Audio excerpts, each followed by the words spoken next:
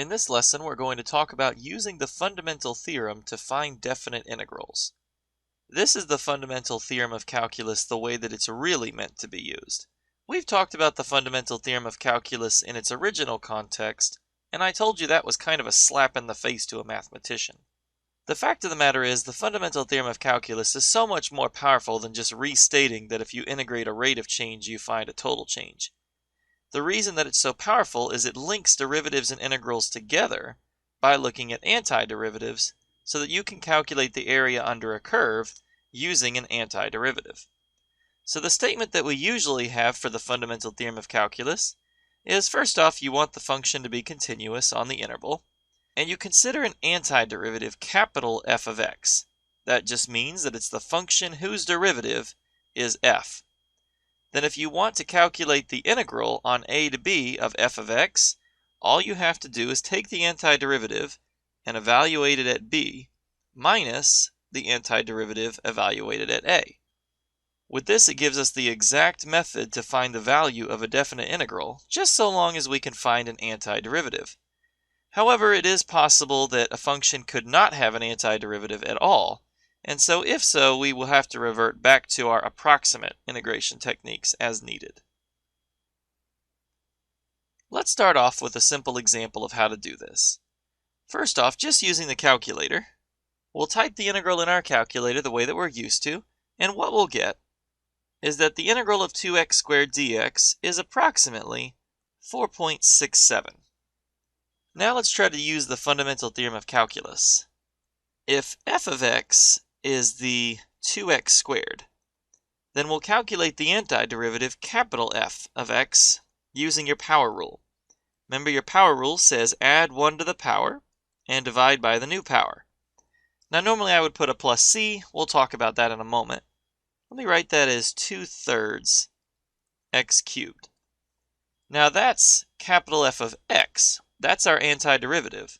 The fundamental theorem of calculus then says that this integral would be equal to capital F of your top number 2 minus capital F of your bottom number 1. Again, it's always the top number minus the bottom number. Now let's just plug it in. Capital F of 2 is 2/3 times 2 cubed, and then capital F of 1 would be 2/3 times 1 cubed. I'm just plugging in the values into my antiderivative. So now if I calculate this, I get 16 over 3 minus 2 over 3, which would be 14 over 3. And that is the exact answer for the integral, which you might notice that is approximately 4.67 as our calculator gave us. Now let me show you the shorthand that goes along with this. Oftentimes we'll take our integral, and as soon as we see the integration sign, we're going to just calculate the antiderivative. Do the integral the way we've been doing in 6.2. So I'm going to go ahead and use my power rule, and I'll do this in one step here. You still get the x cubed over 3, and of course you could do it in 2 steps if you wanted to. Oftentimes we'll then use a little shorthand. Instead of the plus c, I'll put this vertical bar and the 1 and the 2. That is a shorthand that means I'm using the fundamental theorem of calculus to evaluate this thing from 1 to 2. When I see that shorthand, I'm going to take this expression, plug in 2, and then take the expression, plug in 1, and I'll get my answer just like I did earlier, 14 over 3.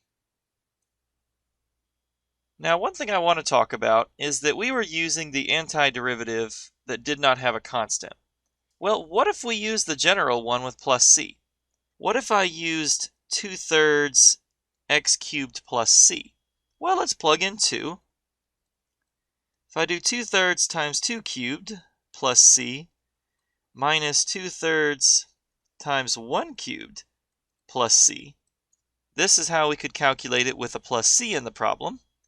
Notice that this turns into 2/3 times 2 cubed plus c minus 2/3 times 1 cubed and a minus c if I'm distributing my negative sign. The c's cancel out.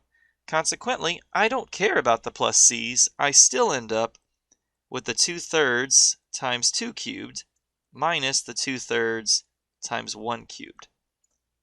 So I don't need the plus c at all when doing the fundamental theorem of calculus for a definite integral. So here's your general rule. When you're evaluating integrals, you're either going to have a definite integral or an indefinite integral, and in both cases you're going to start with that antiderivative. If it's an indefinite integral, we'll put the plus c and we're finished. If it's a definite integral, we'll use the vertical bar notation and plug in the values. And as soon as we calculate that antiderivative, we're either going to put the plus c or the bar, and the integral with the dx both disappear. They just simply mean calculate the antiderivative. Now let's just do a few examples. We want to take the integral from 0 to 2 of 6x. And as usual, the first step is just calculate the integral, the antiderivative. I've got a 6 in front, and then I'll use my power rule, add 1 to the power, divide by the new power. And then I'm going to evaluate that from 0 to 2. That's what the notation means, and I do not need a plus c. Let's simplify this down to 3x squared, also still evaluated from 0 to 2. And then I'll plug in my numbers. Always do the top number first, 3 times 2 squared, and the bottom number second, 3 times 0 squared. That gives me a final answer of 12 for this integral. Next one. The integral of t cubed would be t to the 4th over 4, using your power rule, and that's evaluated from 0 to 2. Plug it straight in. 2 to the 4th over 4 minus 0 to the 4th over 4. That gives me 16 over 4 is 4 minus 0. I still have a 4. Let me point out one thing that I could do for a. This is something that I'll often do when I just have a coefficient sitting in front like this 3. Here's an alternative way to look at this. Another way to look at it is leave the 3 in front and then just plug in 2 squared minus 0 squared. If it's a coefficient, you can leave the coefficient in the front because of the distributive property. Notice 2 squared minus 0 is 4, and 3 times 4 is again 12. And again, these two are equivalent because this is just this, but the 3's factored out. So if you want to, you're always welcome to take a coefficient, leave it in the front, and plug your numbers into the x portion. For the next example, again, start by taking the antiderivative. I've got a 4 sitting in front. The integral of x is x squared over 2. The integral of 2 is 2x. And again, I want to evaluate this from 1 to 2. Let me rewrite this as 2x squared minus 2x, evaluated from 1 to 2. Now, if I wanted to, I could factor out a 2 right now and leave it in front, just like I mentioned in the previous slide. But I think this time I'll just plug it in directly. However, I have a small word of caution for you. Whenever you do something with multiple terms, put each one in parentheses. So I'm going to write 2 times 2 squared minus 2 times 2, all in parentheses. And then do the same thing for the 1. 2 times 1 squared minus 2 times 1. Now the reason I need the parentheses is because otherwise I'm not evaluating the expression for the entire value of 1 and 2. At this point, if you want, you can distribute your negative sign, rearrange terms, and sometimes that helps when you have fractions. But in this case, I think I'll just calculate it directly. 2 times 2 squared is 8. 8 minus 4 is 4. 2 times 1 squared is 2. 2 minus 2 is 0. So I get a final answer of 4 for this one. For the next example, remember that the rule for e to the kt is e to the kt over k. That's the integration for e to the kt, and that's being evaluated from 0 to 1. 9 over 3 is equal to 3, also evaluated from 0 to 1. I could leave the 3 and evaluate the 1 and the 0, but in this particular problem, I found that actually slows me down. So this time I'll just leave it as is.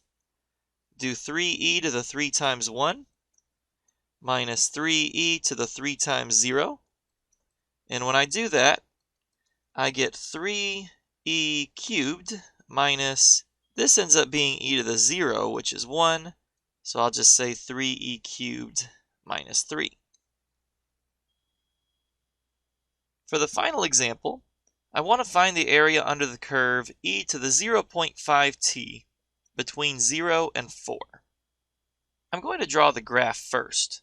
So if I plug in a few values, I'm going to need to go by 2's for this scale, but I'll go by 1's on my x scale.